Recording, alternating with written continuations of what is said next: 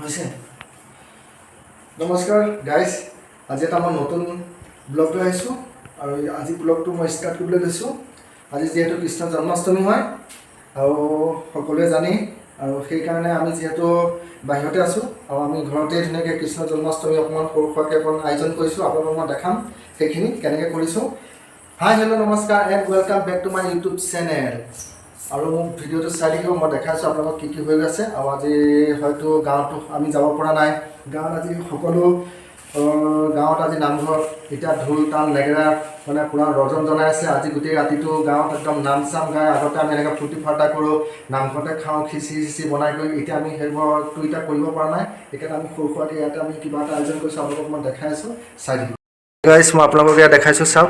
ইয়াতে মই সৰু সুৰাকৈ ধুনীয়াকৈ ভগৱানৰ এখন ফটো লগাইছোঁ কৃষ্ণ, আৰু এইফালেতো মই থৈ দিছোঁ বজাওঁ বুলি, আৰু লক্ষ্মী, এইফালে শিৱ বাবা এনেকৈ আছে সকলোবিলাক। আৰু ধুনীয়াকৈ মই ইয়াত আজি ধূনা লগাইছোঁ, নাৰিকলৰ বাকলি ধুনীয়াকৈ ধূনা লগাই। আৰু এইফালে মই এয়া ফল মূল আৰু সৰু সুৰাকৈ প্ৰসাদ আছে, ফল মূল এইবিলাক ধুনীয়াকৈ যোগাৰ কৰি লৈছোঁ।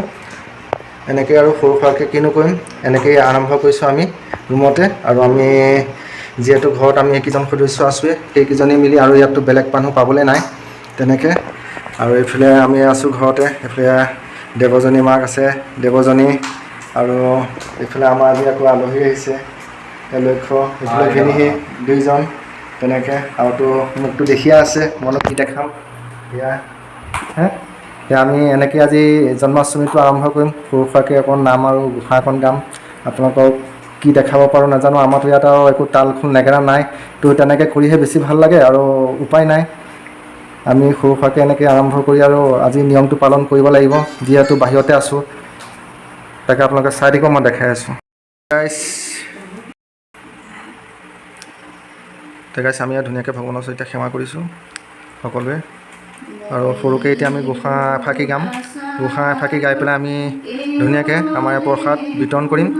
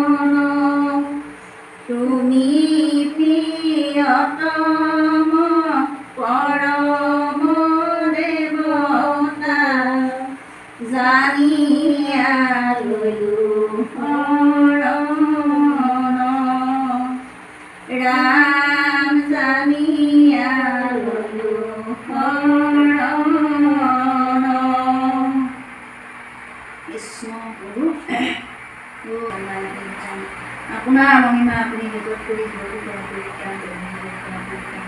আজি কৃষ্ণ শ্ৰীকৃষ্ণৰ আজি জন্মদিনৰ উপলক্ষে এই বস্তু ঘৰখনত এই বস্তু তুলসী বন্তি ধোৱা আৰু নৈবেদ্য আগবঢ়াইছে। তাতে অনেকখিনি অপৰাধ হ'ল আৰু সৰ্বদোষ নিৰ্মাণ কৰিবা আৰু এই নৈবেদ্য ভাগি নিজৰ বুলি ল'বা প্ৰভু। এইখিনি প্ৰাৰ্থনা তোমাৰ ওচৰত প্ৰভু। কি দিম প্ৰভু, কি দিম দি আছে প্ৰভু, কেতিয়া বুজিম প্ৰভু চৰণে নোৱাৰি তোমাক খুজিব বিষ্ণু পানী বিচাৰে তোমাক খুজিব বিষ্ণু পানী বিচাৰে। এই গৃহস্থী ভাণ্ডাৰত যি আছে তাতে আছে প্ৰভু, তাতে তুমি সন্তুষ্ট হ'বা। এইখিনি প্ৰাৰ্থনা তোমাৰ ওচৰত প্ৰভু। হৰি কৃষ্ণ কৃষ্ণ কৃষ্ণ।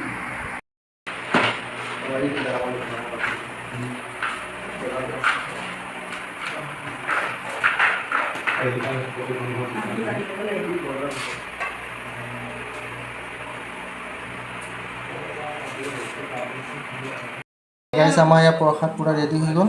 ধুনীয়াকৈ প্ৰসাদৰ পাত ৰেডি কৰিছে এতিয়া আমাৰ, দেখিছেনে একদম ধুনীয়াকৈ ৰেডি আছে। আৰু সেইফালে এয়া আমাৰ এক ভাগ ভগৱানৰ ওচৰত শুশ্ৰূষা কৰি দিছে। আৰু এতিয়া আমি পাত ল'ব লাগে। এতিয়া পাত দি দিয়ে চবকে।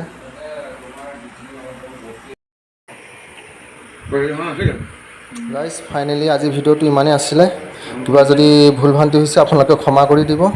আৰু আজিলৈ যিহেতু আৰু মই বেছি দীঘলীয়া নকৰোঁ, আৰু আমি এনেকৈয়ে সৰু সৰুকৈ কৃষ্ণৰ জন্মাষ্টমী ভাগ পাতিলোঁ। আৰু আজিলৈ তেতিয়াহ'লে টাটা বাই বাই। নেক্সট এটা ধামাকাটা ব্লগত অতি সোনকালে আহি আছোঁ। আপোনালোকে মোক ছাপোৰ্ট কৰিব।